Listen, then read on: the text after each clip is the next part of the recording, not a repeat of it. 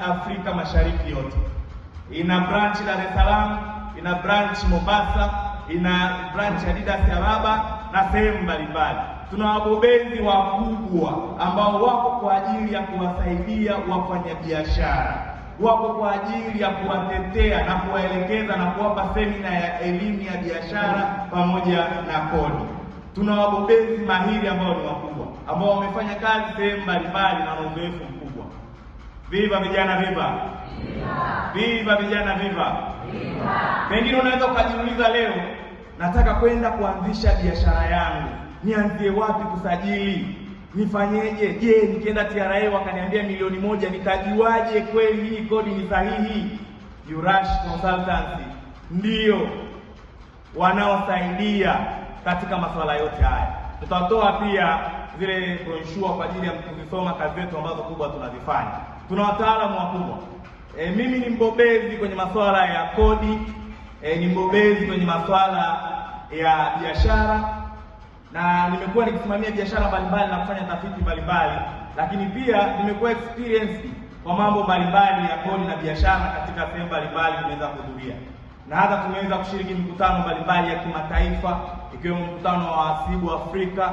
Tumepata experience kubwa na exposure kubwa namna gani ya kuwasaidia wafanyabiashara hasa katika upande wa sheria ya kodi. Watu wengi wanateseka kutokana na sheria ya kodi. Na kazi yetu kubwa tunazofanyika katika na kampuni yetu, moja ni ushauri wa biashara na ujasiriamali. Tunatoa ushauri wa kitaalamu ya kuwasaidia watu namna gani ya kuanzisha biashara, kusaidia wateja wetu katika kusaidia fursa za biashara.